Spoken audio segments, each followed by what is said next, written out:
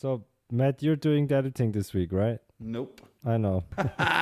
You know I never do that. I will do it. You want me to do it this week? I'll do it. No, I'll do it. I'll do it. I'll just save and then upload. That's not editing.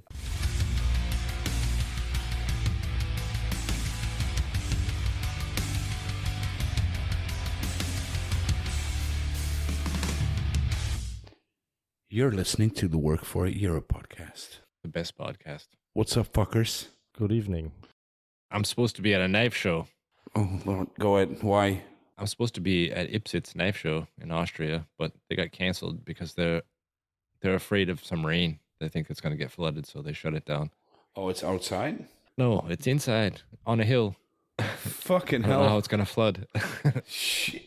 Is that in Austria? Yeah, it's like an hour and a half for me, something like that. And I spent all freaking day Saturday getting shit ready, like 6 hours last minute because I just got home from Scotland Shit vacation. got canceled because they're scared that a thing on the hill is going to get flooded? Yeah. Nice. It's not on the hill. It's right next to a river, actually. Yeah, it is, but it's a hill down into town then. I should just ask Albert these kinds of things because Yeah. it makes sense if it's next to a river. Yeah, it is. It is next to a river, but it's freaking downtown is way deeper than this thing. I mean, I understand shit could flood through there, but you know what? The worst thing is, I mean, I'm an hour and a half away. I called and canceled my hotel. The hotel was through the town hall, so they refunded me and shit. All the people from other countries that were probably almost there when they got the email at 12:30 the day before the show. Holy shit. Wasn't Trollsky supposed to be there? Yeah. Oh, yeah, he was going on a motor. Yeah. That's what he said. Well, fuck. He's probably in a bar somewhere getting hammered. Yeah. In Ipsitz alone. We should give him a call out, but maybe he'll come by your shop, make some Trollsky knives. Do you guys have anything exciting going on this week? Or No, not really. It's just moving, Albert? We started restoring our 75 kilogram Bichet power hammer. That's what we did. We ground off all the paint and we repainted it. Now it's black instead of green, which it was before. Is that the original color? No, the original color was black. Okay. They painted over it at some point. I mean, it's a machine that's over 100 years old, so. But still, I would never do that. I don't know why. Well, maybe they did that at a time where it was not like an old thing. I don't know. We asked us the same question, why they did that. Because it's weird, because when it's not a particularly nice green. is black like the Bichet trademark? Or Yeah, the old machines were all black. So our 30 kilo Bichet power hammer, when we bought it, was still in its original condition, so it was black. And that's why we started to paint all our power hammers black. So now we have like five black power hammers. One is still green, the 50 kilo Bichet. And then we were visiting Martin Huber, which you guys might have seen on Instagram for the first time, actually. Yeah. It's an hour drive, maybe a bit longer. But it was a very nice visit. He saved our asses once again. Hey, you guys forgot to order some steel? Yeah, we forgot to order steel. So we ran out of steel. And we had a Damascus forging class, so we had to get some steel. I called him, and he was super nice. He said he's in his shop anyway. We can come by whenever we want, and then we. So you're a drove up freaking. there. You're like a steel supplier, and you're out of steel. No, we are out of the raw materials for our Damascus, because we need so much of this. Well, yeah, it's hard to keep track after the moving, I guess. Yeah, that too. That's right. Yeah, I mean, we tried to get it on time from a different place, so we ordered like shitloads of steel, but it didn't show up on time, so we had to call Martin, which was nice anyway because we have never been to his shop before. It was our first time there, and it was, as I said, he was super nice. Offered us some Red Bull and coffee, showed us his shop, which was very nice. Yeah. He's always there as long as you're there after 9 a.m. Yeah. What? We drove up there in the afternoon, so. Is he not before? He's never there before 9? He's not a morning person at all. Yeah, but he stays up late. He does all the editing. Yeah. In the That makes afternoon sense though. and at night. And fuck it, like if you're self-employed, then who the hell cares? It's a cool shop he's got there with his father and his mother and his wife all working out of the same shop. Yeah, And Andy was looking for the entrance, and I knew where the entrance was, although I have never been to his shop. From the videos. Yeah, from YouTube. Andy asked me, "How do you know?" And I told him that I saw it on YouTube where the entrance was. So because the entrance is right around the corner. Yeah, that was it. Keith? Yeah, Matt, I just got home from Scotland. I visited a knife maker out there. Got myself a small kiradashi that he had made. I traded him for some stabilized wood that I got. Yeah, it was a cool visit. Got to see his shop. He had like 3 containers back to back, way out in the middle of Scotland on an industrial road.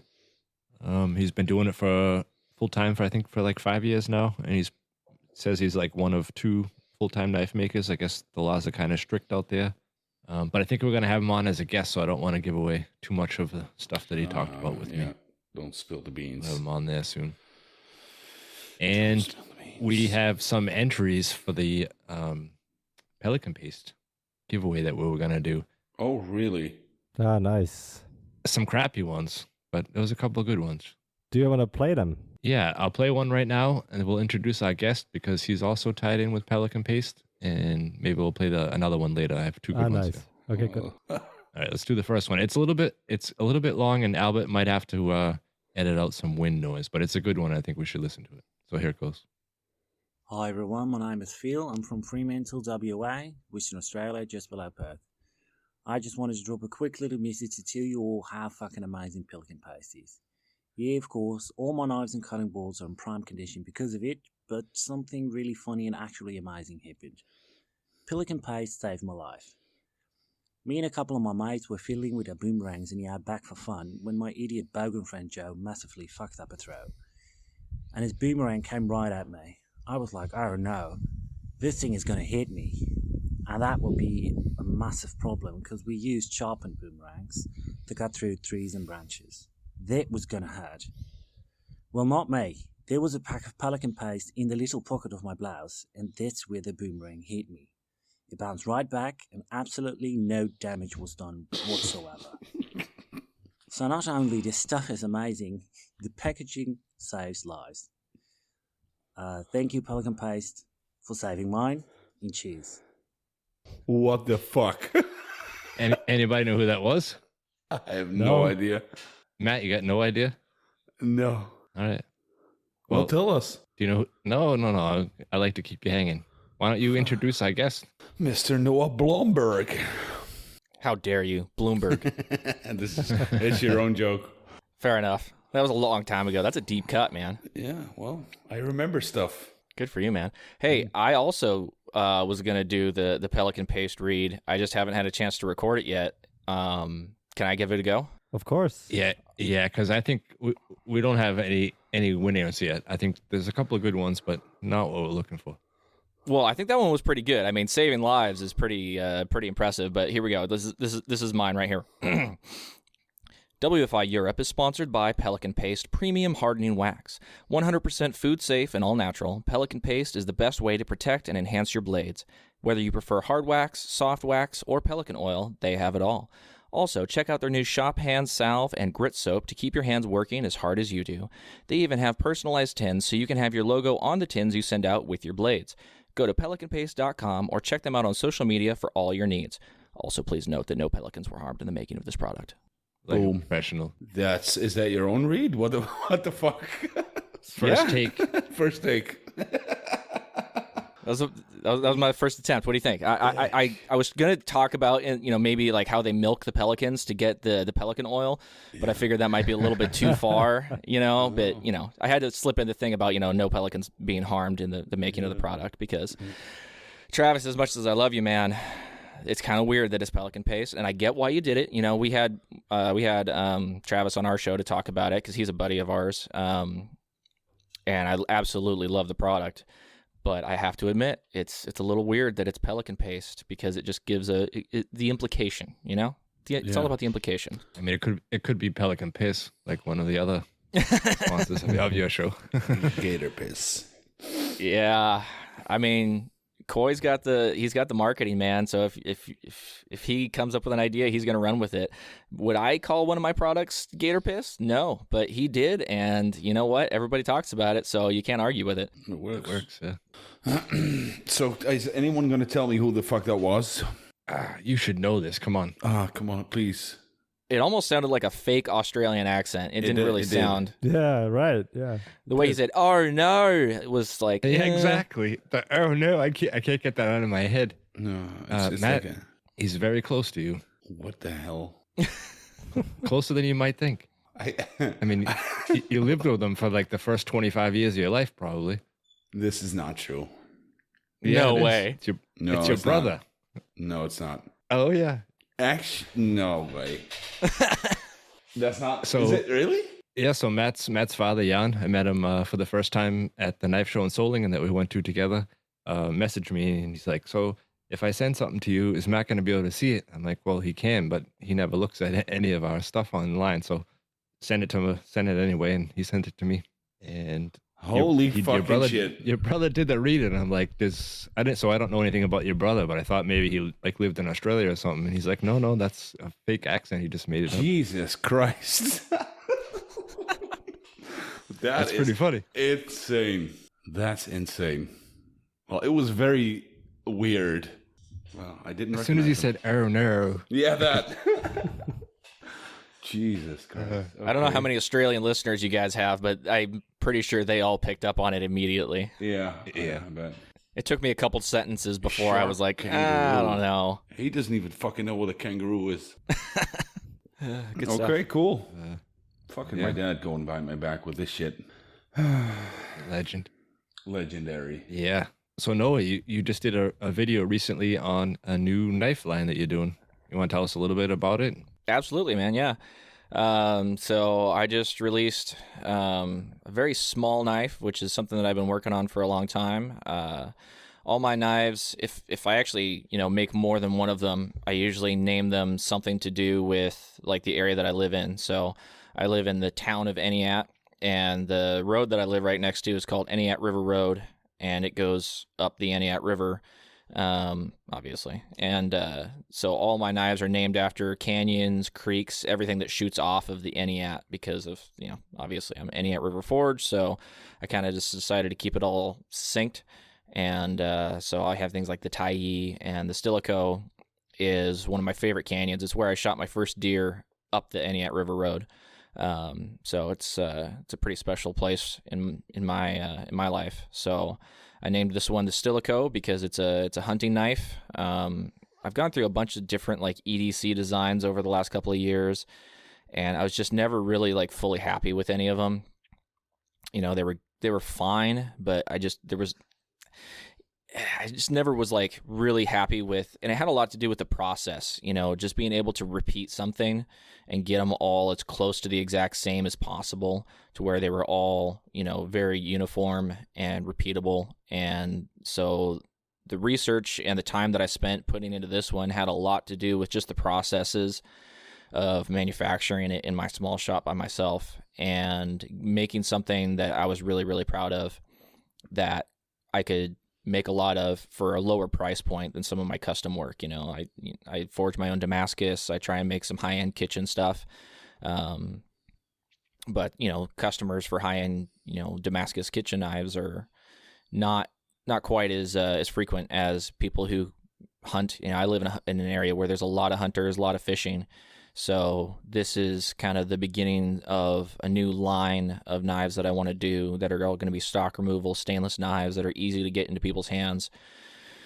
So yeah, I'm really excited about it. I actually spent some time making a launch video for it so that it came across like it was something that I really cared about, because it is something that I really, really believe in, and I'm hoping that people will gravitate towards. And honestly, that's already been the case. About at least half of my first batch have already been claimed. So as soon as they come out, a lot of them will actually already be sold. So I'm pretty happy about that.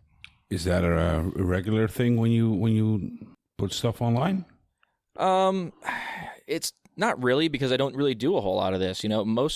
most of my stuff is custom orders. I very rarely make stuff to sell because I'm so busy with the custom orders. And I finally, actually a couple times this year, was able to finish my custom order list to where I could work on this and have the time to dedicate to doing that research. And so I have more orders now, but I've been giving them, realistic timelines where it's like, hey, I got other stuff I'm doing right now, so you're going to be a couple months out. And so I've been trying to do this, and then at some point I'd like to just completely shut my orders down, at least for a certain period of time, to where I can really, really hammer down on these, because I'm not just going to be making this one knife. This knife is going to be the basis of a line of knives that I'm going to be doing, or a collection rather. So I'll have this one, which is a full-handled, very short blade. It's, I can't remember exactly the measurements. It's a 4.5 inch handle and a 2.5 inch blade, which lends itself really well to field dressing, quartering, and caping game. I actually got the opportunity to try it out for those things myself the other day. I was blessed enough to be able to have gotten a nice little 3x3 buck in early archery season just the other day. So I was able to test one of my knives out almost immediately right before I did the launch. Nice. And was really, really happy with the way that it performed. In the past, all of my knives have been based on, what I want to have while hunting. And I realized they're just too big. It's not what I want. So I redesigned everything, kind of went right back to the drawing board and came up with this one. And it was one of those things where, while I was using it, I just kind of forgot about the knife. And I think that that's something that Jeff Fader said to me on our podcast one time, was that's what you want your customers to do. You want them to be using it, and you just want it to be just kind of an extension of their hand, and they don't think about it while they're using it. And so I was kind of surprised that actually happened to me while using this knife. So I was really happy with that. Fucking Fader wisdom.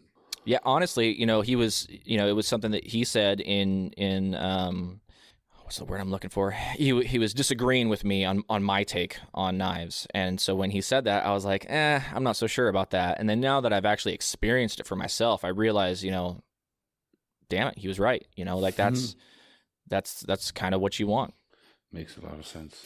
Well, cool. They look amazing. Well, thank you. Appreciate that. They're similar to the shotgun series that you had, but like you were talking about production and making things a little more streamlined. Exactly.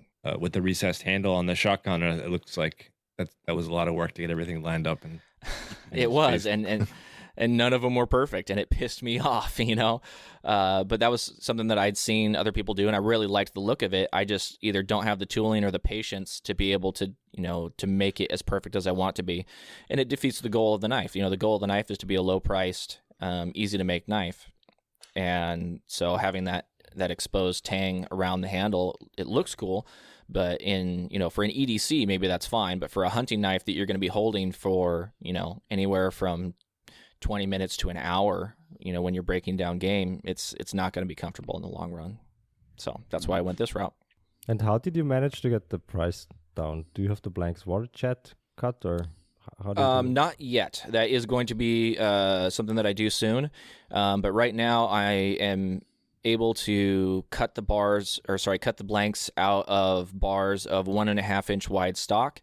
That is 1/8 inch thick. And so using the 13C28 steel is very affordable in that size. And so essentially it takes me a little less than an hour to profile, and out of those 1.5 inch wide bars, exactly 14 blanks. So that takes me 1 hour to profile those, and then another hour to hour and 10 minutes to drill and get all the handle holes and then the weight reduction holes drilled and beveled. So I'm ready to heat treat blanks in about 2 hours, and that's 14 of them. And so that brings the cost of I think each blank was something around $6 when it came down to it, between the steel and all of that.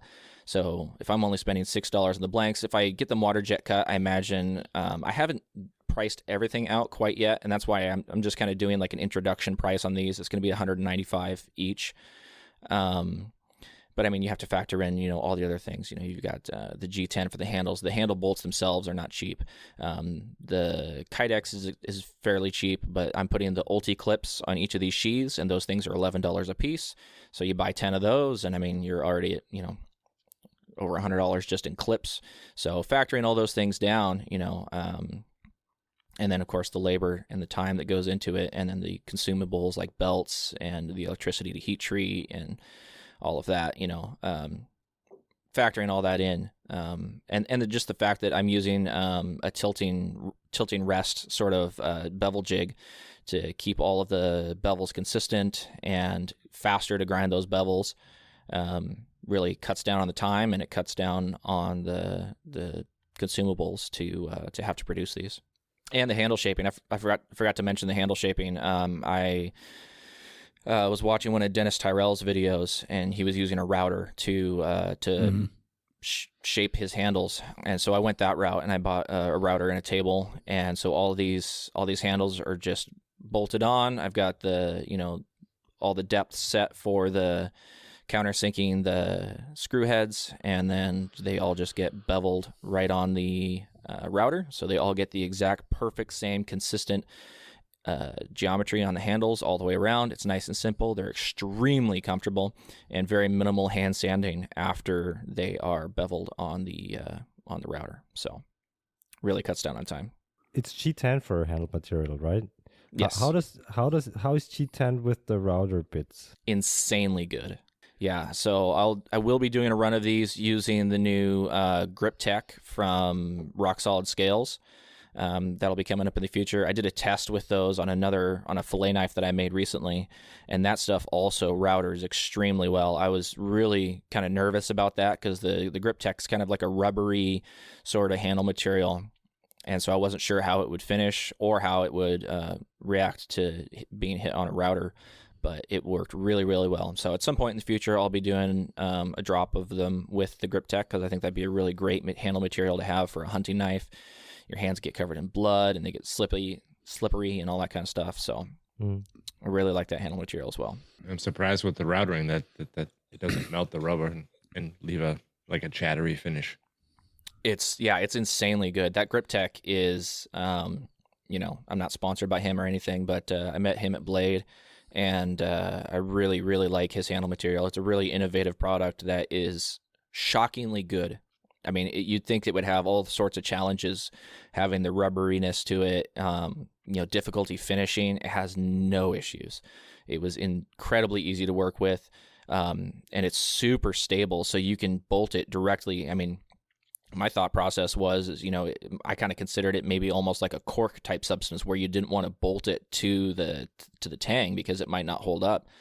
It holds up really, really well. So really impressed with that stuff. Nice. Yeah, we have a company out here in Europe that's making a similar product. I can't think of the name right now. They approached me at the knife show in Solingen about their products, and it looks to be similar, but I haven't tried it out yet. Something I'd like to try. Was that the guy you were talking about during the show? Yeah. Does he listen to the show? I doubt it. I'll be quiet. So, do you ship internationally? Do I? Yes. I have once. I shipped once to Ireland, and I think that's the only time I ever have. And that was actually, funnily enough, it was one of my shotgunners, one of the original EDCs that I made. And yeah, there was somebody who wanted one bad enough that he was willing to pay all the duties and everything that it cost to get it into the country, and he ponied up and helped me out with the shipping, because a lot of my knives I'll just ship free. I'll just work it into the price of the knife. Some people don't necessarily want, I don't know. You look at the price of something and you think that's the price of something, and then you add, a bunch of shipping onto it. And I insure all of my packages that I ship as well, so the shipping sometimes can be a little expensive. So I try to factor that into the cost of the whatever I'm selling, depending on what it is. So yeah, so I have at least one of my knives in Ireland. So, but yeah, that's the only time I ever have.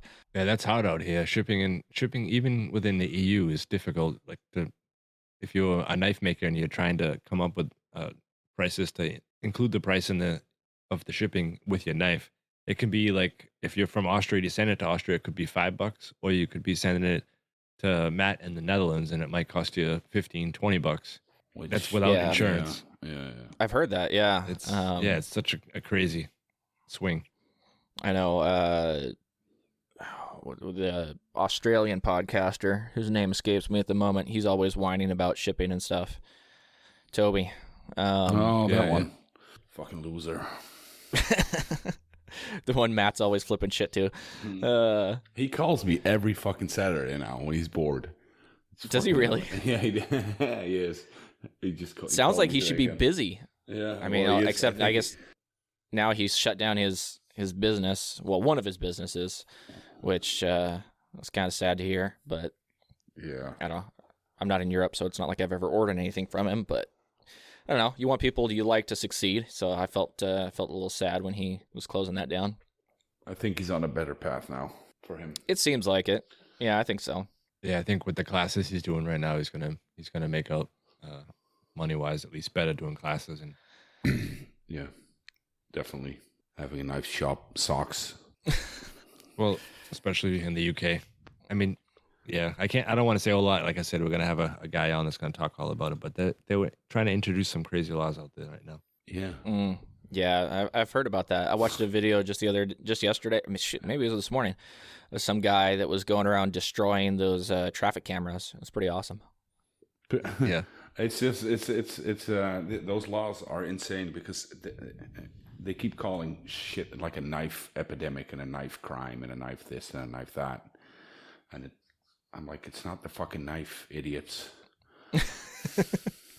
yeah. I mean, this guy's a hunter and a full-time knife maker, so he has a knife license. Actually, he pays like £400. A license a for year. a knife? You fucking kidding me? No. To be a knife shop and in order to be able to sell them legally. Yeah, you have and to he's have also a license for hunter. it? Yeah, he's also a hunter. So he gets pulled over. He might have like, I don't know, maybe he's got 2 guns with him in his truck, and they see all the writing on his truck, and they're like, "Do you have a knife with you?" And he's like, "I got like 30, 40 knives with me," and they don't care about the guns. They're like, let's see those knives. Do you have a license to carry or sell, or what are you doing with this? Insane. Right? This is in Britain? Stupid.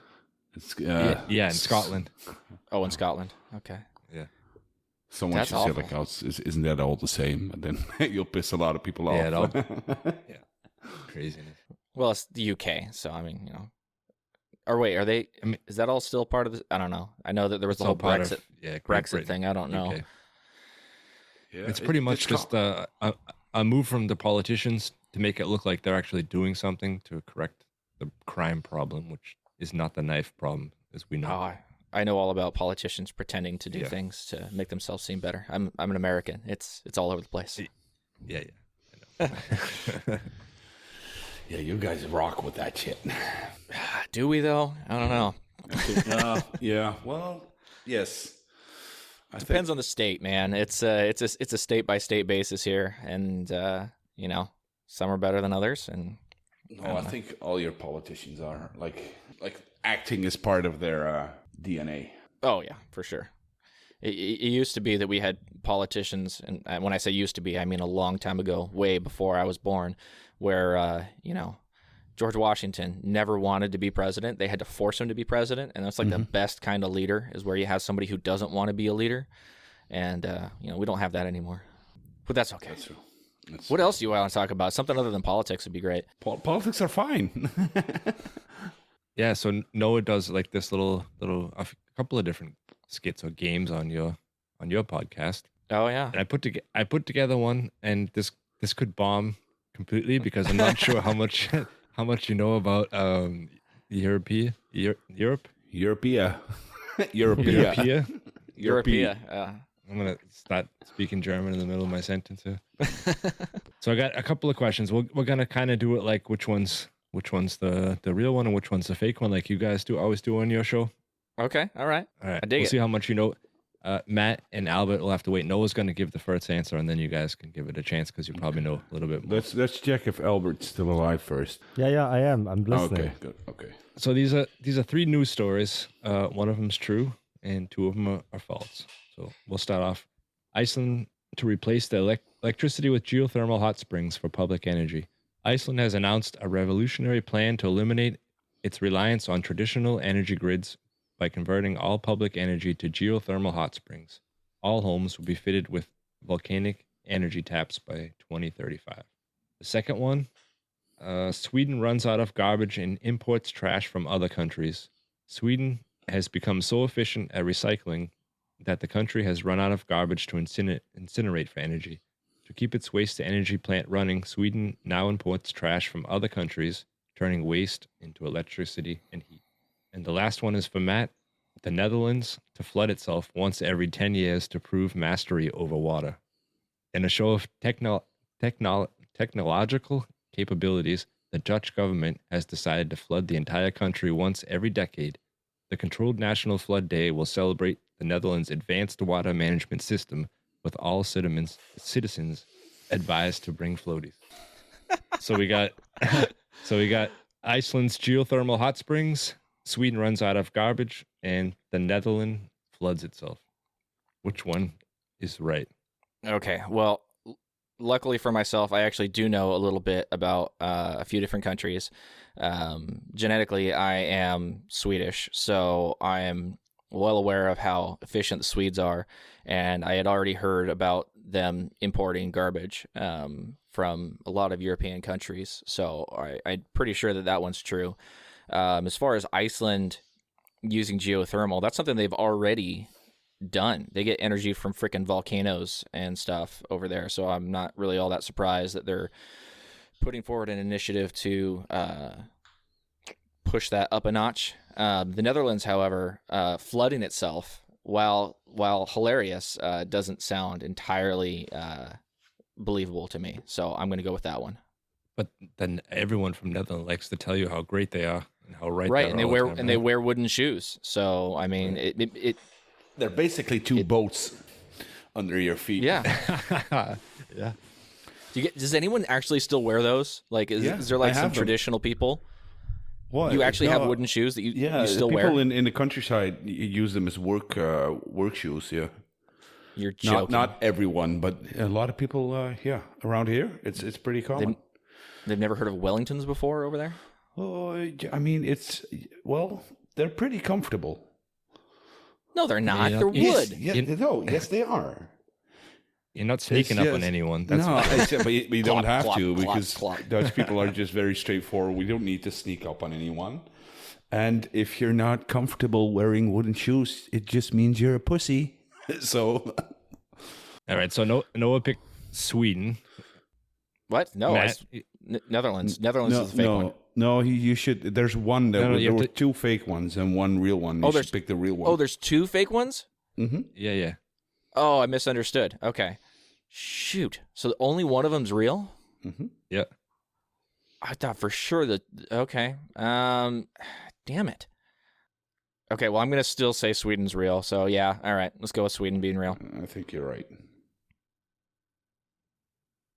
Keith? Albert?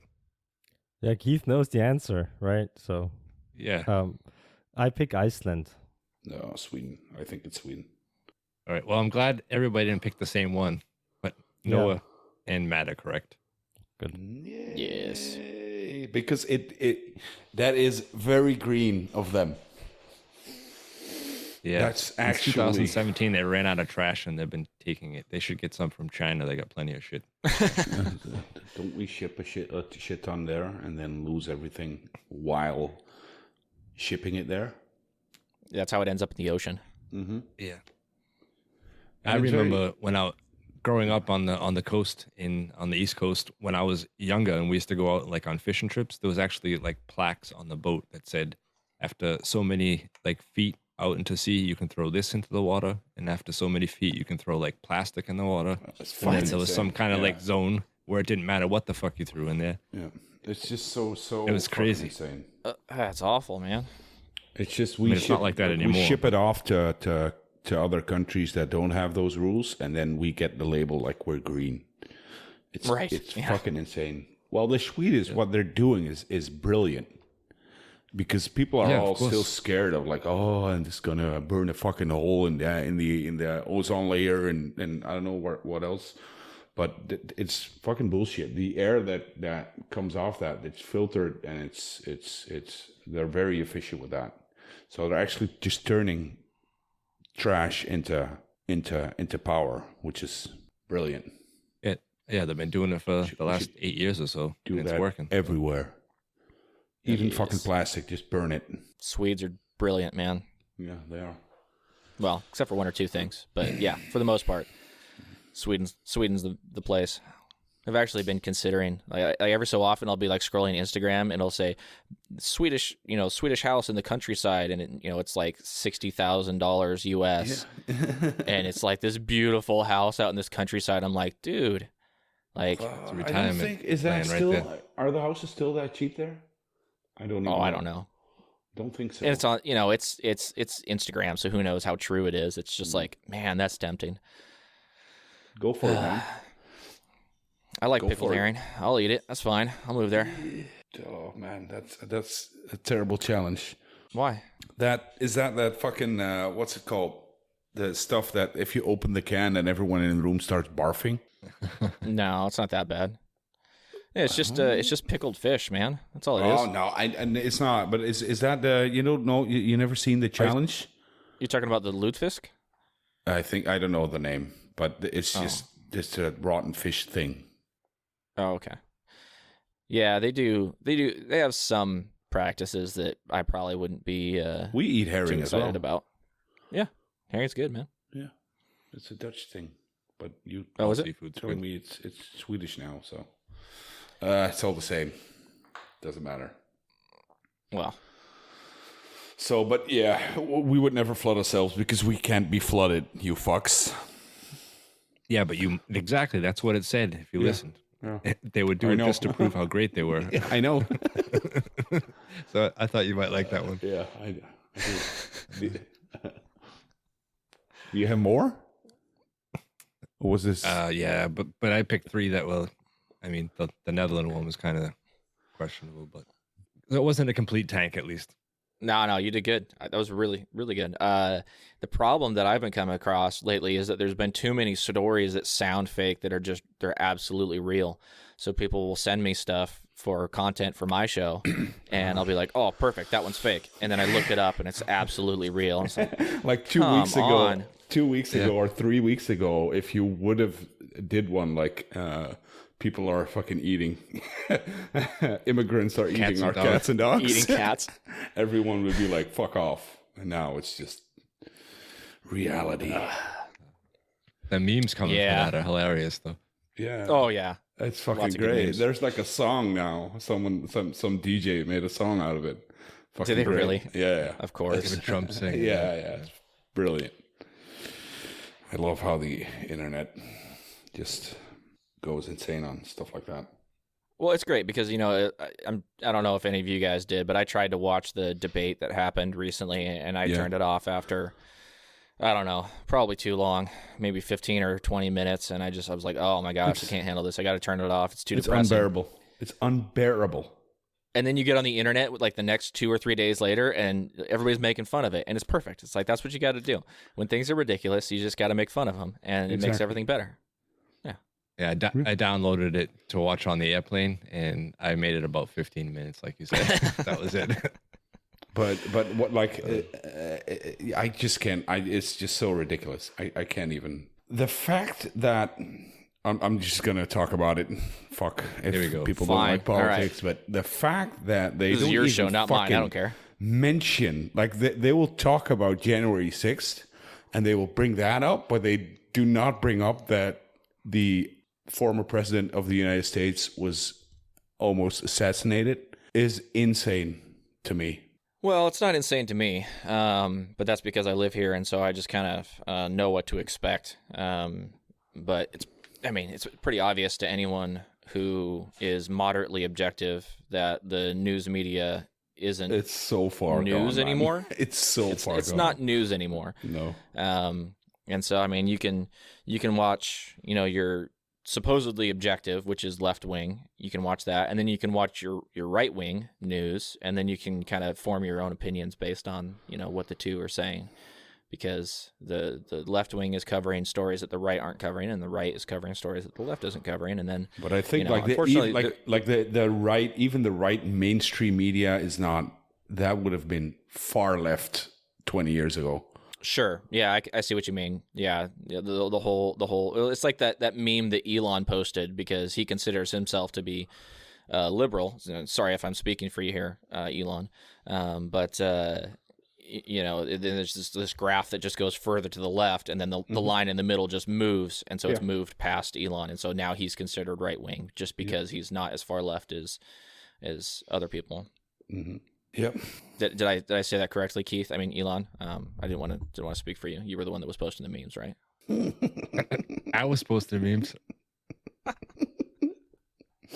You didn't hear that? No. You sound like Elon. Yeah, I heard that, but I didn't know that I was posting memes. you got a lot of followers on Twitter, man. I mean, X. You just X. look up your own account there. X. If I only had the same bank account as him. Yeah, that'd be great. No, Keith messaged me after that. After you were on our show, and he's like, "Elon, really?" I was like, "Dude, that was like the nicest thing I said about anyone." I was talking shit about like the whole world on that episode, and that was like the only compliment I ever gave anyone was, "Yeah, you sound like Elon. That's great. It's a compliment. Take it." Well, speaking of like crazy comments and stuff, you had this is a little bit further back in your knife making career. But you had you had done a raffle, I think, to give away a knife, and you had a lot of negative comments from people. What was going on with the raffle? Like, you had so many people that were concerned about the price of your knife. Do you remember this raffle? Good Lord, yeah. No, that was back when I was in my old shop. That was a long ass time ago. Yeah. Okay, yeah. So I'm gonna figure out how to talk about this. So I used to have a YouTube channel, and I was, really, really big into cigars. And so I created a YouTube channel for cigar content. I would review cigars.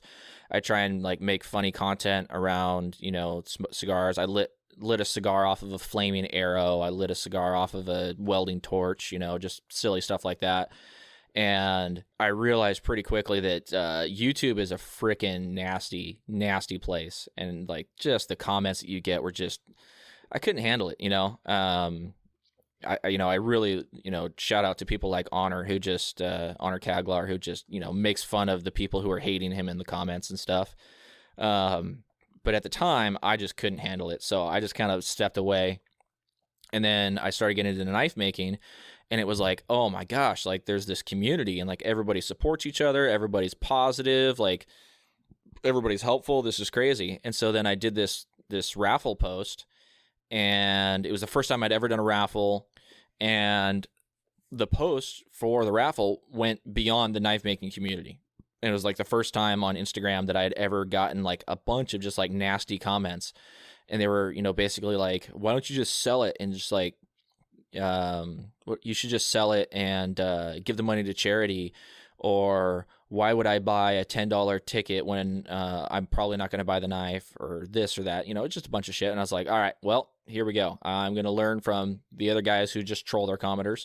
So I just posted a reel or a story. I don't remember, just making fun of all the nasty comments and just replying to every single one of them with, I'm not making any money off of this. Like everything that I do just goes right back into my knife making. I don't make any profit. Like this is all just part of my, my learning journey of becoming a knife maker. And yeah, just F off basically to all of them. And so that was actually kind of fun. It was the first time I'd got the opportunity to mock people for their comments on the internet. So that was a long ass time ago. But so now I get it. It's because of the cigar channel that you had. I was wondering why, because usually you don't get that kind of feedback from people when you're doing something nice for a charity. You're trying to. Well, it wasn't. It wasn't actually. So it was just a raffle to try and get some money. Because I had just kind of started out. I was probably a couple years into my knife making, but it wasn't. But people were saying that I should be doing it for a charity instead of doing it for profit.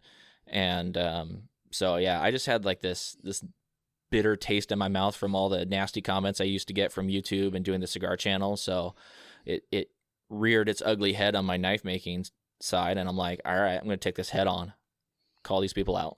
Which is the best thing to do at all times. Oh yeah, absolutely. I've considered getting back into YouTube and just doing it for my knife making stuff, with the knowledge that those people are, they're still going to be there, and I'll just have to mock them, because I mean, it's just like the whole politics thing, like we were just talking about. The best thing to do when people are being stupid is to mock them. Laughter is the best medicine, and people need to be mocked. People are always like, oh, you shouldn't do any bullying, everybody should be accepted, and it's like, no, public shame is a good thing. There are certain things that you should be ashamed of, and there should be people there to mock you and laugh at you so that you know that you're wrong.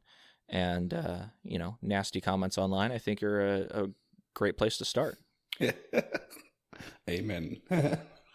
Especially if you're deserving of it. Oh, only if you're deserving of it. If you're just coming across as an idiot or something like that, everybody has that. I come across as an idiot all the time.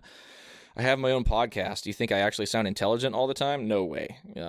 Would I want somebody to mock me for, sounding like an idiot? Probably not. But if I was being nasty, yeah, go ahead. I deserve it. Yes. Or fuck off. Yeah. Bring public shame back. Public shame in the old days, like with tomatoes and onions and shit. Yeah. So I actually Albert hasn't been talking very much during this episode, but I actually kind of wanted to ask him a little bit about his new shop. I saw him pouring some massive foundations for his power hammers. How deep are those foundations, Albert? It's 2 meters deep. I don't know what Okay. What's that in? What's that in fuckery? 6 feet. It's a little over 6 feet, but Yep. that's okay. Yeah. And we had to pour 62 tons of concrete in there for 3 foundations, Jeez. which is a lot of concrete. Are they reinforced? Is it just straight concrete, or is there rebar and stuff in there as well? They're reinforced at the top, not Okay. at the bottom, and we used a special kind of foam underneath it. It's called, in Europe, it's called Silomer. I don't know what's it called in the US, because in the US they have a similar product, Okay. which does the same thing. Is it poured in like a liquid initially, and then it kind of solidifies? Here's what you make the hole, and then you put the Silomer, so the foam, in there, and then you have to use some kind of foil to It's so that it's not that it doesn't get into contact with the concrete, yeah, because with it's the an floor. it's an open foam, right? Yes. So you have to cover all the walls and the floor, and then only after you use the foil and you sealed everything up, you can pour in the concrete. Is that so it does not shock the entire building? Yeah, and then and the foam absorbs. Although there's like 20 tons of concrete in one of these foundations, the force the power hammer generates is so strong it might Crack start the to floor. move, crack Yeah. the floor, whatever. Yeah, Yeah, right. yeah. So you have to totally seal it with this foam. Okay, I see that. I see it in the photo you're talking about now. Yeah, and the foam works so well. Holy shit. When you're standing on the foundation of the power hammer is running and you're forging, you can feel the foundation moving. But once you step like 10 centimeters to the side, like off the foundation, you can't feel anything. Yeah, that's And amazing, right? Wow. Yeah, it's mind-blowing. Yeah. And we built the foundations a bit oversized, so 62 tons of concrete would not have been necessary. Let's put it that way. The bigger the better. So if you want to set up a bigger hammer, now you can, right? Because the foundation is big enough for it. But then we ran out of money. I hate it when that happens. Yeah, I mean, we did most of the work ourselves, but still, the concrete is expensive. The foam is super expensive. You have to get a special kind of guy who cuts up the concrete floor, and then you have to get a plumber to reroute the floor heating, because we have floor heating in our shop and everything. So, but that's not a good thing if you want to make power hammer foundations. Sure, yeah. Yeah. Dang, yeah, radiant floor heating, then a shop. That's incredible, man. Yeah. So now we ran out of money, so we were only able to pay for 3 foundations. So we now have to make some money before we can make an additional 3 foundations for the other 3 power hammers. Yeah. I thought you had 5. You have 6? We have 6, yeah. Actually, we have 7, but we sold one. Or we're restoring one, which we're going to sell. I mean, we already have a buyer, so it's basically sold, but yeah. Who's the buyer? I'm not going to tell you, but you know, Keith. Don't trick me into answering. Why is that a secret? No, because I don't know if he wants people to know that he's getting our power hammer. Who is it? I'll ask him. No. Damn it. Well, fair enough. We were just texting today, so with him, because he's been waiting for a long time, but we want to hand it over in mint condition, the power hammer, so fully restored, everything freshly painted, and new piston rings and new dies and everything. So it's gonna take a while. Very cool, man. I was texting him today, but he's a very nice guy, and I'm super happy that he gets the power hammer from us. Yeah. So we have 7, but we're only keeping 6, and if we're lucky, we're able to afford foundations for 6. Yeah. So you correct me if I'm wrong, but this is a shop that's run by you and one other person. Is that right? Andy, the other Andy. Remember? The other Andy. That's right. So you guys, I mean, a shop that has 6 power hammers, how many knives are you guys producing to warrant this level of tooling and production? I mean, we are not only producing knives, we're producing a lot of steel. Okay. Keith is buying a lot of steel from us, so Damascus. And we have forging classes every other week. Okay, that was going to be my next question, yeah. Yeah, we have up to 10 people now in these forging classes, and these forging classes are happening every other week. So, and of course it's fun if you have like 3 or 4, maybe even 6 at some point power hammers running, and the students can use whatever power hammer they want, because they come in different sizes, right? So different ram weights. Right. It's an experience for them because the machines are very old, more than 100 years old, and people are fascinated by these machines. I mean, so are we, to be honest, right? Oh yeah, of course. So are they, I didn't look real closely at the pictures that you had. Are they run off of electricity? Are they air hammers? No, electricity power hammers. So they're okay. I think it's called self-contained power hammer in English. Yeah. So they're producing their own what's it called? They compress their own air, so they don't need a compressor. So they're self-contained. It's called power hammer in English. Very cool, man. Yeah, those things are beasts. What's the heaviest tonnage you have on one of those? The heaviest machine is I think about 7 tons. In total. Jeez. And the ram weight? The ram weight is 150 kilograms, which is like. Hang on, give me just a second. I have my converter up because I knew I was going to be talking to you guys. 100. Oh, I got to clear it first. 150 kilos, you said? Yeah. Okay, so 330 pounds. Yeah. Damn. Yeah. Big fucker. And it's all German machines now, so it's all Bechet power hammers. We have a complete collection now, because nice. Very similar to the nasal type power hammers you guys have over there, because nasal was allowed to use the patent of Bechet back in the days, because Bechet was one of the first companies to invent the power hammer. Back in the days, when did that happen? 1900. Oh, so okay. Wow. Maybe a bit before that, 1895 or something, but around 1900. They got the patent to produce for the US market in the US. Yeah, exactly. Because it was very hard to ship these machines to the US. I didn't even know the US was founded already by then.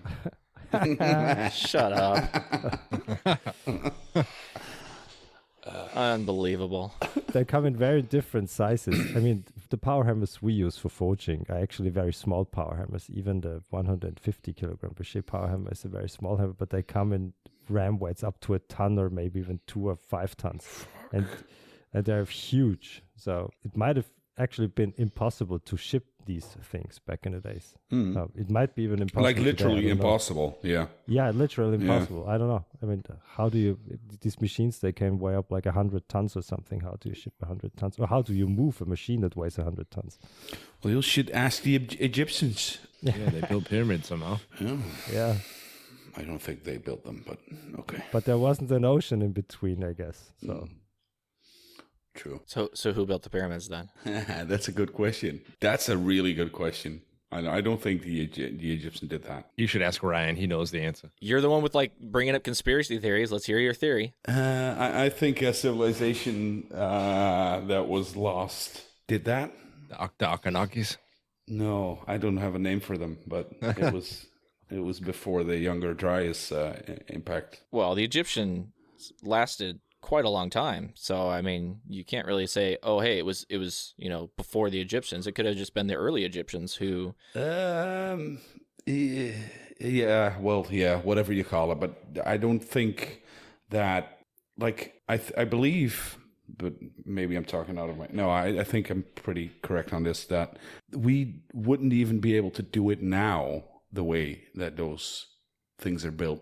like those massive blocks. No, there are blocks that they would have massive trouble even doing that now. And Well, I think they were originally charging stations for the Tesla. yeah, That's what it is. yeah, maybe something like that. There's a very cool documentary on that. Yeah. Like they're Well, not the Egyptian Empire lasted over 3,000 years. So I mean, that if you think Younger about it- Dryas impact that happened like it's like 16,000 years ago or something, something like that. So before that, I'm not sure.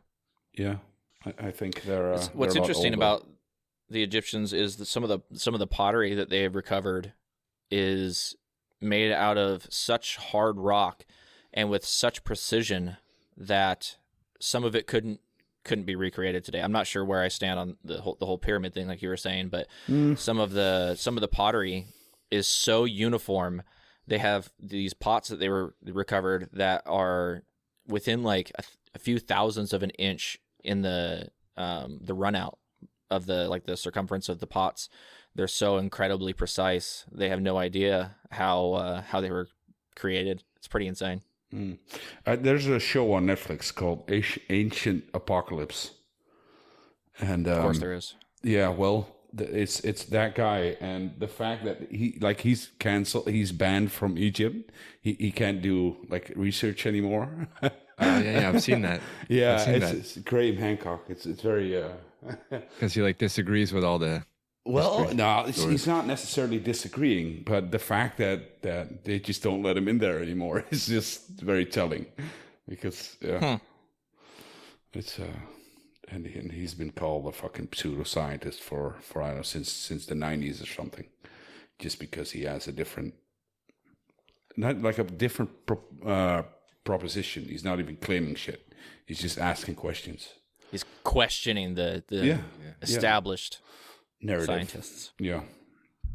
How dare you do that? Hey, speaking of stuff that lasts a really long time, should we get into the second Pelican Paste ad read? Yeah, go ahead. The first one was so good. I can't wait to hear the next one. Fucking hell. Matt, you should know who this guy is. Oh, okay, go ahead. Work for It Europe podcast is sponsored by Pelican Paste. It doesn't matter if you want to go hard or soft, or you're feeling just a little dry. Travis got you covered. The hard chilled wax will protect your precious Damascus. And if you need that deep penetration for your handle, go with the soft one. And after a long day in the shop, nothing beats a few wet strokes with shop hands to keep your dirty mittens in pristine condition. If you don't know what to pick, just grab one of the sample packs and try everything yourself. To fulfill your Pelican Paste needs, go to DIYEurope.eu. That is DIYEurope.eu. And one last time, DIYEurope.eu. And now, back to the show. That's a pretty Who is it, recognizable, recognizable guy, Mr. Baltic Blades. Yeah, you got it. Which was also Good a read. guest on your podcast, Noah, right? Yes, absolutely. What's up, Paulus? He's a good dude. You want to talk about precise batch work of, coming up with designs that are repeatable. That guy was definitely one of the inspirations behind my latest project. Yeah, he's good at that. He has it. Like and he's very passionate about it. Oh yeah, absolutely. Yeah, his Angus model is super cool. I love that. I mean, he's got lots of cool designs and stuff, but the Angus for some reason is super attractive to me. It's such a sleek, simple design, and he just does such a clean job creating those. I love him. Super cool. That's the the frame handle one, right? Yeah, the little scalpel one that he does. The It's scalpel, yeah. no handle scales. He does like a cool little weave with the paracord through the middle of it. Yeah. Yeah, I saw one he posted the other day. He grinds those things down to a zero edge, just like a perfect zero edge all the way down. It's impressive. That's the great thing about having a podcast is you get to talk to all these different knife makers and take inspiration from them. Coming up with this design, people like Paulus, people like Knives by Nuge, just in the way that they approach different aspects of it when it comes to marketing, when it comes to design. It's really awesome to have all these different resources that you can look at and talk to, and like I say, take inspiration from. Some will call stealing, but I call it taking inspiration from, because it's a matter of looking what other people have done and making it work for you in a way that is genuine to what you make. And that's definitely something that you almost kind of have to do to be successful. And so I love being able to talk to and watch the journeys of people like Paulus and other guys who do that sort of stuff. It's really cool. Yeah. He's been full-time. It hasn't even been a year yet. And you can tell, like, from his process, how he's setting everything up, that he could just like have somebody come in, step in, and start working in his shop. He's scalable to do all the grunt work, and because of his it's you can scale up very like efficient and very quality. How do you say it? The same quality? Yeah. Even if he scales up, which is good. It's thinking bigger than you are at the time. Absolutely, yeah. Which is tough for me because I have a full-time job, so I can't dedicate as much time as I would like. Yeah, it's annoying, to isn't it. Oh, yeah, it's awful having to pay bills instead of just doing what you want. Oh man. Yeah. What do you do for a full-time job, Noah? I'm a full-time mechanic, so I work for GM. So I work at a Chevrolet dealership, which means that right now I basically just replace engines all day long. And how many hours a week can you spend in your shop these days? If I have stuff that I have to do, I can probably spend anywhere from 8 to 16 hours a week in my shop. It just depends on how ridiculously tired I am after replacing engines all day. Of course, and of course, spending time with the family. I have two sons that are 7 and 10. So the last thing I want to do is neglect them or my wife. Yeah. So it makes it difficult. Do you have plans to go full time at some point? I could see myself maybe doing it in maybe 5 years' time. Right now, there's no way to go about it. It's difficult because I don't have the time to invest in it right now to where I could make it something to where I could switch over to it. I could see myself sometime in 5 years or so being in a situation where I could, quote unquote, retire from my day job and then just start producing more knives. But it's really, I'm sure as you're aware, it's really difficult to just produce knives for a living. So first of all, you have to have the market that is there to support you, to be purchasing the knives you have to make, but you have to be doing more. You have to, you can't just be a knife maker anymore. You have to be a knife maker, a content creator. You have to have some other sort of product that you can sell probably to knife makers. You have people like Brian House or Dennis Terrell or Kyle Daly, or even Travis, Pelican Paste. He's making products to sell to knife makers. So he has multiple markets that he can market to. And then like yourself, you're doing classes. So you're able to support yourself in that way by charging people to come and teach them the skills that you have. So I actually just taught my first class a couple weeks ago, which is something that I never intended to actually do. But the worship pastor at my church hit me up and was like, "Hey, I'd love to come up and learn how to take a knife or learn how to forge a knife." And I was like, "Well, I've never ever invited anybody into my shop to do that before, but you know what? I actually like you, so sure, let's do it."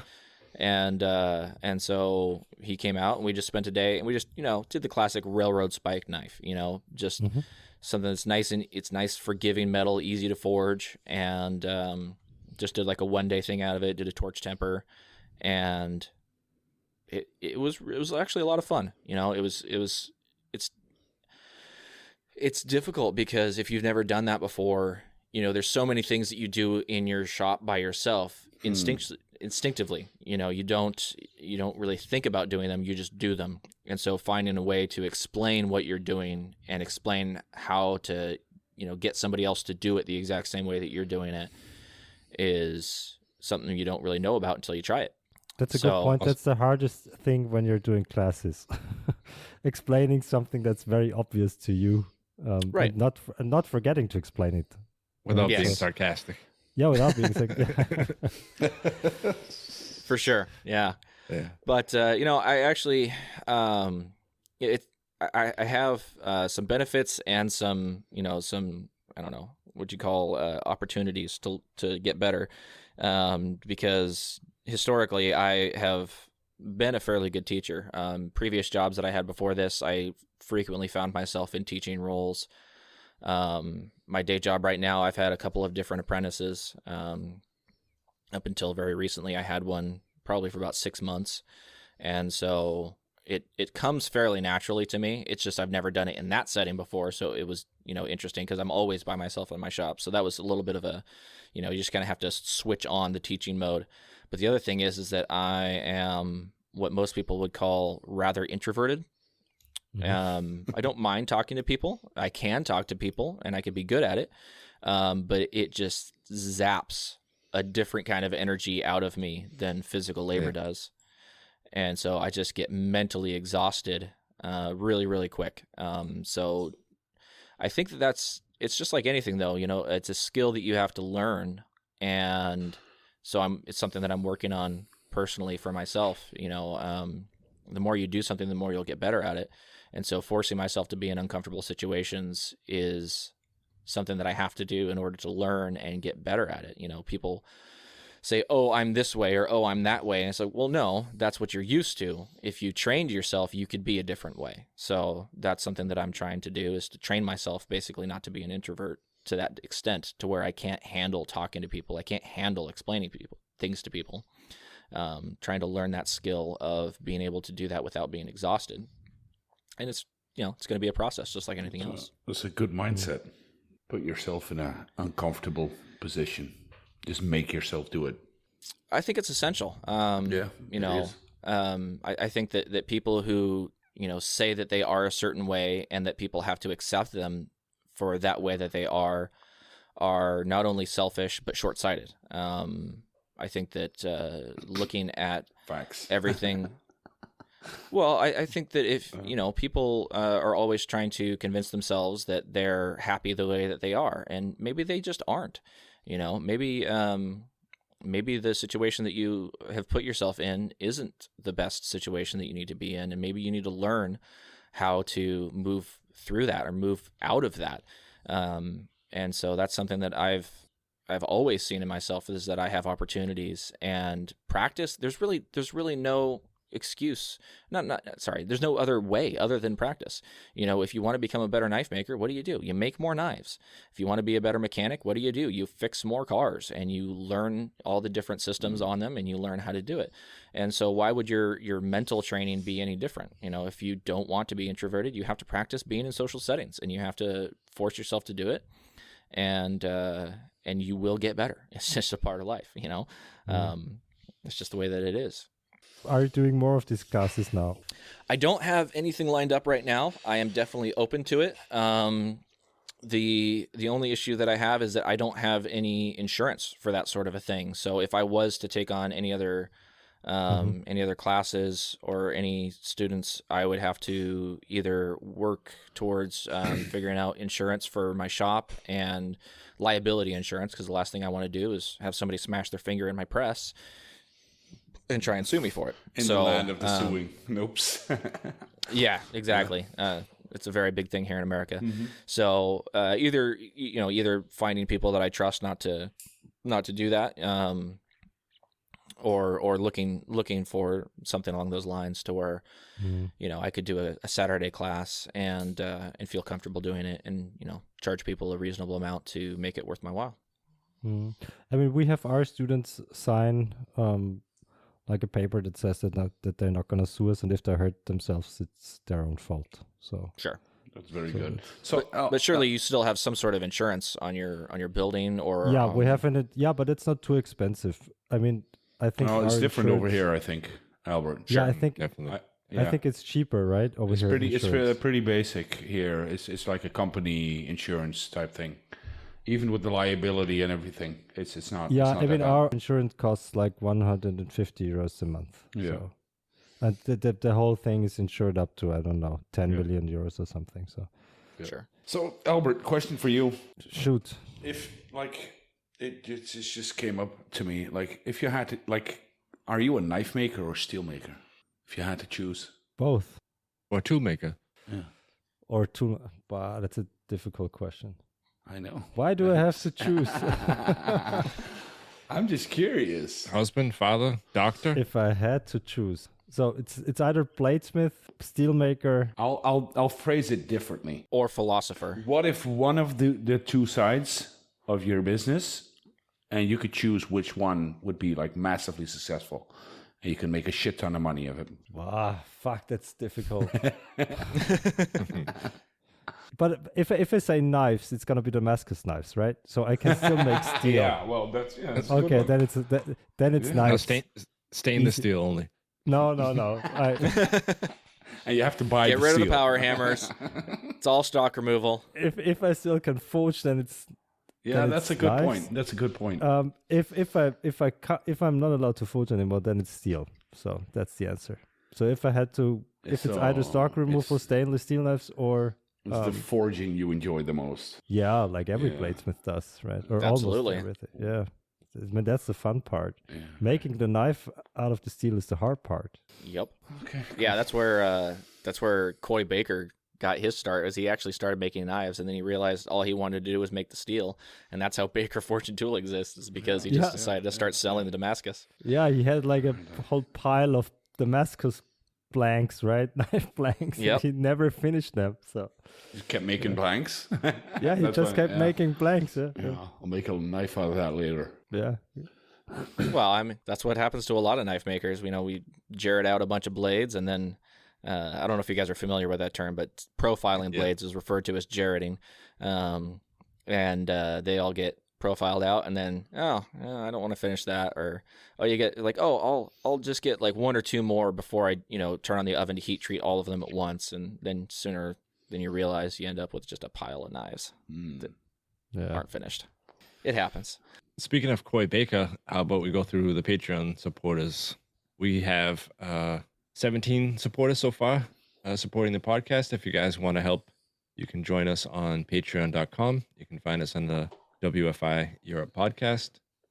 So far, we have Chris Stiegler from Kanji Knives, Sven from Nord Artisan, Johan Fagerlin from Fagerlin Bladesmith, Travis Haynes from Bird Forge, Roy Rutten, Shay Dachant, Paul Balletta from Balletta Handmade, Mr. Coy Baker from Baker Forge and Tools, Pin Von Delft from Von Delft Woods, Alex Greenaway from Tretton Knives, Cardoso Knives, Bob Workman from The Shoe Shed, Richard Schultz, Fingal Ferguson, Oliver Tobin from Tobin Machines, Cochrane Knives, and Jan Bicker.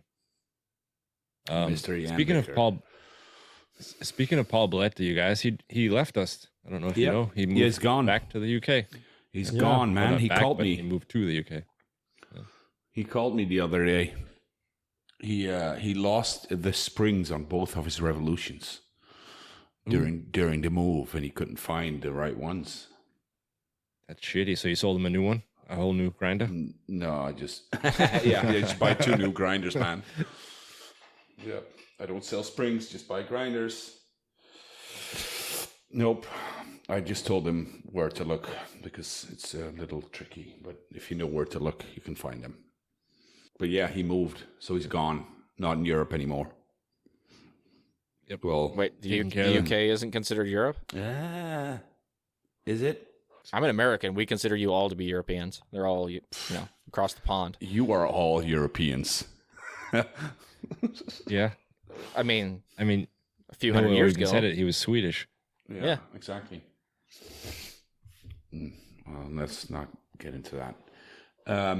Did you see my new knives, Keith? I saw them wrapped up, and you were giddy like a little Did you schoolboy, like? but I If haven't seen it. anyone wants to get inspiration on how to fucking wrap your knives for shipping, go look at how Fingal Ferguson does that and do the exact same thing. Holy He shit! wraps them like a fine sausage. It's Is this insane. on your Instagram? It's not on mine. It's on Fingal Ferguson's Instagram somewhere. It's just insane. Well, I mean, everything Fingal Ferguson does is immaculate. So I'm not surprised. And I have two of his knives now, so I'm just so happy with them. Tell us how he does the superb. He Wrapping wraps it in I don't know how to call that stuff. It's like a cotton. No, it's not cotton. It's how do you call that? Hard paper fiber stuff. Cheesecloth. Is it cheesecloth? I believe so, yeah. Okay, that stuff, and then he does this fucking like with a rope. He knits it all around it like a. I don't know how to call that either, but it's very, very fancy. And then inside on that cloth, he puts, like, he writes and he draws the profile of the knife on it, and he writes what kind of steel it is and all sorts of information. And then he puts like the buttons you use to button up your suit, like on your arms. What are they called? Cufflink. That stuff. He has like one with the leather, like with his maker's mark, his logo. And he puts that on there, and a wax seal, and a wax, like a legit wax seal. Yeah, like it's. Yeah, I'm watching it right now. So yeah, he wraps it in butcher paper, puts a sticker on there that says sharp. Yep, exactly. And then then he like weaves the twine and then seals it with some sort of a snap, or I don't know. That's so fancy and so good. It's such an experience. He has like just to unwrap. He has custom tissue paper with his, the F that he has as his maker's mark, inked all over it. That's what you want, man. I mean, that's just insane. Now I understand why his knives are so expensive, I think. What I find even more insane, I mean, his knives are beautiful, they're top notch. Mm-hmm. But where does he find the time to do all the shit that he does? Right. He's running a business, a farm, family, cheese, meat. He's very efficient, and also he's not scared to hand off work to other people. Delegate. I think he's not over controlling because he does a lot of shit, a lot. Yeah. He's got a great support unit behind him, family and the wife and everybody. Yeah. It's fucking perfect. And the knives. But what you're talking about, the packaging, that's underrated. I mean, a lot of people. I've seen people wrap their knives in bubble wrap, throw them in a box, and ship them. And here knives, in the U.S., and like if the knives are just as good or even better, it like the way that this came to me, and the whole experience of unwrapping that, it just. Well, that's exactly it. It should be an experience. Yeah. And that's something that I'm gonna. Fine, you know what? I'm going to throw some shade. We've got lots of knife makers here in America that will use the flat rate boxes. So the USPS, the United States Postal Service, sells these, or they give away these boxes that are flat rate. So you can put whatever you want in it with a certain weight limit, and it ships for a flat fee. Who wants to get a flat rate box when they just bought a premium product? We're selling handmade custom knives. They're a premium product. A lot of them are pretty bougie too. So do you really want to get that in a box that has USPS writing all over it? No. So, that's why I invested in, these nice white boxes, and I spray paint my logo on the front of it. If I was making classier knives, maybe I'd go a little classier than that. But as soon as the customer gets that box, they're going to see my logo on it. They know exactly what it is. It's not an Amazon package. It's not a flat rate box. It's an ERF box. And then they open it up. And then they open it up, and what do they find? They find some brown butcher paper that's packing their knife in nice and tight. They pull that off. There's either a zipper case or there's a knife there in a Kydex sheath, depending on what quality of knife they bought. They open it up. It's got a care card. It's got some stickers. It's got my business card in there. It has a thank you note. And it, as they're opening it up, it's, it has a lid that opens up. It's not like you have to cut it open or tear it open. You just slice the tape out of the way, and it lifts open, and you've got this presentation there, and it's got a towel in there that has my logo on the towel that you can use to wipe your knife off, stick it in your kitchen, keep your knife clean, that sort of stuff. And that was something that I put a lot of thought into early on, before my knives even deserved that kind of a presentation. That's how I was sending them out, because it's you want people to have that, you know, that hit of dopamine, you know, that little rush when they open it up, and like you said, it's an experience. I'm nowhere near the level of Mr. Fingal Ferguson with wax seals and intricately weaved butcher twine or anything like that, but still, you know, the fact that your customer knows that you put effort into it when they open up the product that they just bought, that's important, I feel like. Yeah, that's the thing. And personalization, it doesn't even have to be an expensive like iPhone case box or something. It's something even just wrapping it in butcher paper and making it his own. It ties it into what he does on the farm, and it's personalized. Yeah, and the knives are fucking insane as well. Yeah, Fader does it as well. Yeah. Yes. He always signs it and writes you a note, and sometimes you get the watercolor picture with it. Yeah, the drawing that Fingal does on the inside of his that he wraps the knife with, just incredible. That's super cool. They're going on and the wall of my wax seal. shop. The wax seal. I mean, come on. Like, that's just classy. Classy AF with the wax seal. Unbelievable. Fucking perfect. So yeah, I enjoyed unwrapping that yesterday. It was great. And now I have a big What kind of knife did you get from him? Damascus bread knife and a petty knife. Hell yeah. Nice. Yeah. Did you Is get it Baker Forge? serrated? No, it's not Baker Forge. It's Damas steel. Awesome. Yeah. I got to meet a couple of those people at Blade Show this year. That was super awesome. Yeah, they had a big stand. Huge. Yeah. Big displays and lots of cool knives they had there. And they had this really cool thing that, you know, what's it called? When you've like a color deck, if you're like ever going to like pick out colors, you can get like the color deck of all the different colors on little cards that you can like flip through. You know what I'm talking about? The swab or whatever they call it. Yeah. Yeah, swatches. Yeah, they had Swatches, that with their steel designs. So you could pick up this thing and you could flip through the different patterns of steel that they had, and they had great. bevels. Yeah. They had bevels on one side, so you could see how the material looked when it was beveled through. Just inspired. Yeah, super cool. Albert, when am I getting that from you? That's a good idea. I just wanted to say Jesus that. I'm gonna steal that. That is a good idea. That is a good idea. So Keith can just know whenever he goes around showing everybody what he's got in his shop. Maybe get one of those books as well, Keith, like an inventory book. Oh, what's it I called? can just whip out my swatch, show everybody. I didn't say Schwanz. I said Schwartz. You said Schwanz. Schwartz. What does that mean? I'm not. Schwanz is like, penis. I'm monolingual. Oh, okay.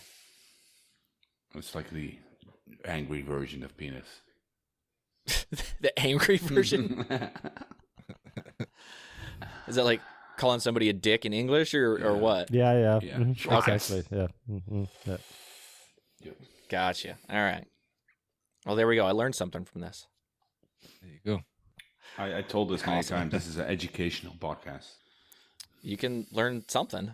Hopefully, yeah.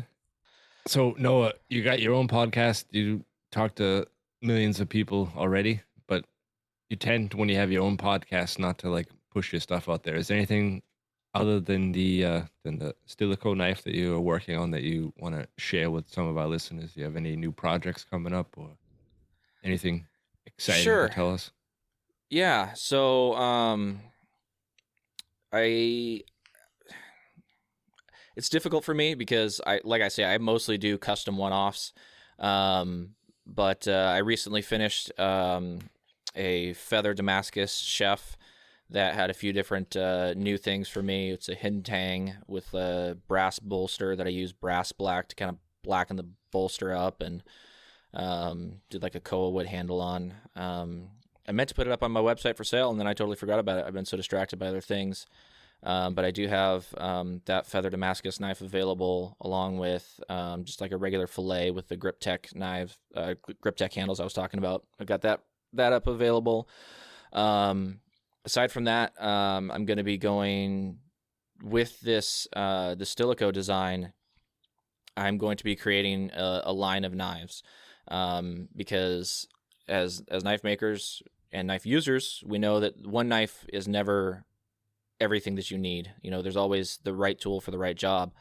And so with this one being based pretty much on, hunting and outdoors, continuing with the streamline design and everything that I've put behind this knife, I'm going to be creating a line of different knives for different jobs.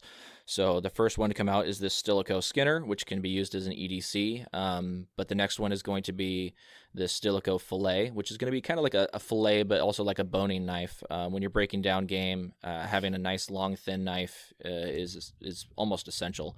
So I'll be doing the way that it's going to be is they're all going to have the exact same handle design. So keeping everything streamlined with the handle attachment, everything's going to be the exact same. They're all going to have the same sandblasted finish.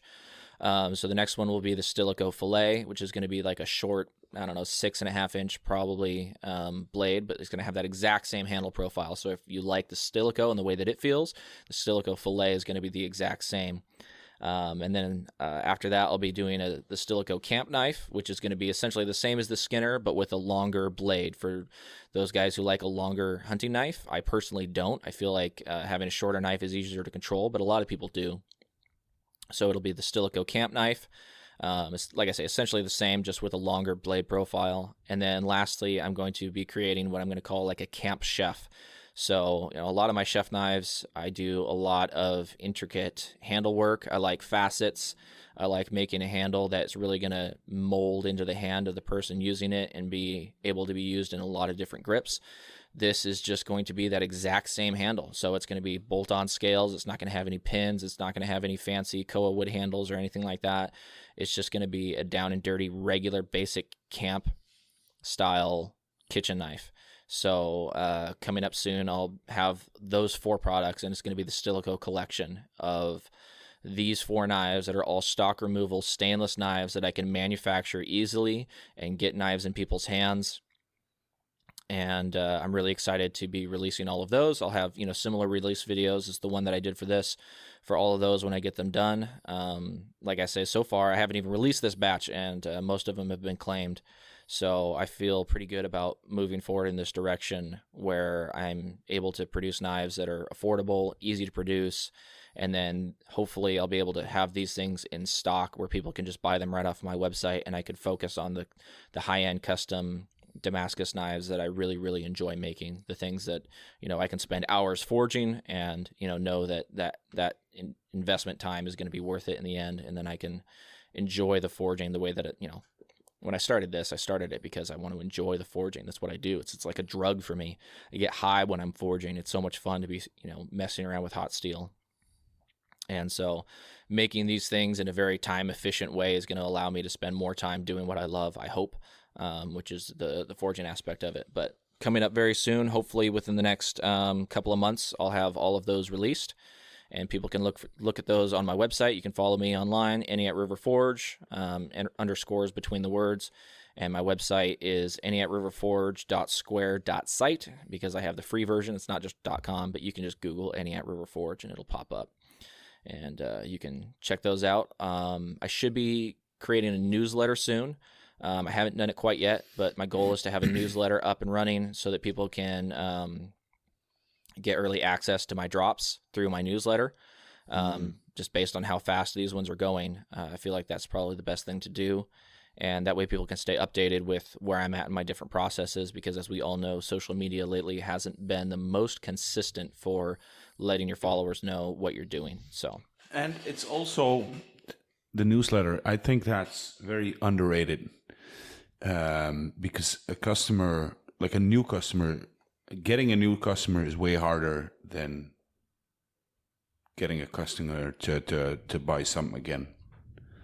Oh yeah, absolutely. So, a lot of my sales are repeat customers. Yeah. I would say the majority. So yeah, I mean, all the orders that I have right now, they're all repeat customers. Somebody who bought something once, and that's the only reason I took the order, because I don't really want to take new orders right now because I'm focused on new projects. But it's pretty hard to say no to somebody who's already spent money with you once before and they want more of your product because they love it. That's very awesome, and you want to make them happy. Yes, way. But yeah, I totally agree with what you're saying with the newsletter. I think that's the way that all knife makers need to be going. You're sending this newsletter out to either people who signed up for your newsletter because they're interested in what you're doing, interested in what you're going to be coming out with, or it's saved in your your online system through your website or whatever of people who have already made purchases. Much more likely to spend money with you because they've already done so once. Yes. With the newsletter, you've already cut through the people who Willing to buy. are not really interested. Yeah, you got people that are willing to buy. Maybe they can't afford now, but at some point, Exactly. Do you do Hopefully that? they will. Do you do that on your website, Keith? I have lots of people signed up for it. I think I've never made a newsletter. ever. No, but do you have like the automated mails thingy that sends Yeah. out an email once in a while, like with new Yeah, products and stuff? Yeah, it works. Yeah, I think pretty much anybody who has a website, they've got that feature. It's probably like a paid feature. If, like me, I have a free website. I'll have to pay a certain amount to be able to have that feature, but I think that it'll be worth it. I mean, most of the guys are paying for websites are paying anywhere from $10 to $40 a month just to have their website hosted, and it probably already comes with those features. Spend a little time and get that set up. And if you're not spamming people with newsletters all the time, they're going to pay attention when they get that email. You got to make them kind of make it feel like they're personalized. Like Jeff Fada does an awesome job with his, makes it comical. Yes. I like to read them, even though I might not be interested in buying a knife at this point, but they're always funny. And there's a lot of people that send stuff that like you said, feel like spam. Yeah. I mean, everybody knows it. You open your email on your birthday, and you get a happy birthday from the people you send bills to every month, or anybody you've ever bought a product from, and it's like, oh, happy birthday. And it's like, yeah. That's why I never give my birthday. Unsubscribe. Exactly. No, it sounds like an awesome plan with the knife lineup you got going. An affordable knife that's capable of doing everything you want to do. And sounds like you got a good knife set going when you get that all complete. Thank you. I appreciate that. Shower thoughts. I come up with my best ideas in the shower. In the shower, yeah. We hear about that. Matt was just in the shower. Did you come up with anything, Matt? You fucker. I misspelled shop and I said shower. You misspelled 6 hours. That's what you did. Misspell lots of things. Pissed You off Europeans Albert. just don't know how to tell time. I mean, anytime it's And unbelievable. the whole day it was like, fuck, this time is going to be terrible. And Albert was been like, is it 5 o'clock or not? What's going to happen? I was like, he's not answering. I was like, I can't do anything. And then turns out I was sleeping because you were texting me in the middle of the night. Obviously, but Keith was saying you were 6 hours behind us. So I was like, he's fucking awake now. Come on, respond. And it turns out you were 9 hours behind us. A little different, yeah. It's all good. We made it happen. I know. Different stuff. What time is it there right now? 10 o'clock. 10. 10 o'clock. Oh my gosh, you guys are okay. Wow. That's what I said. I thought it was 6 hours behind. No worries. I'll figure it out. Well, what do you guys think? Is that a show? That's a show. Sounds like a show to me. Thanks for having me on, guys. Thanks for joining us. It was a great conversation. Very good one. Well, yeah, I appreciate you guys having me on.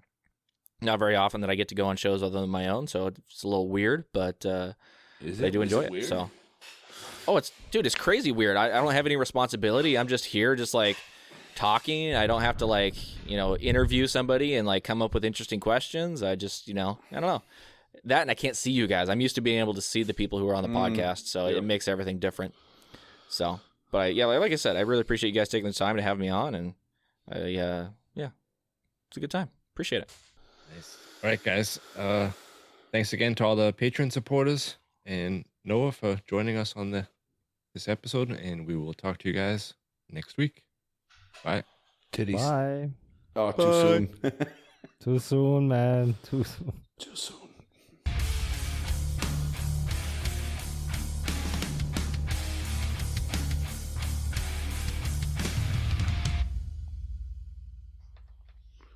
Ta-da! All right.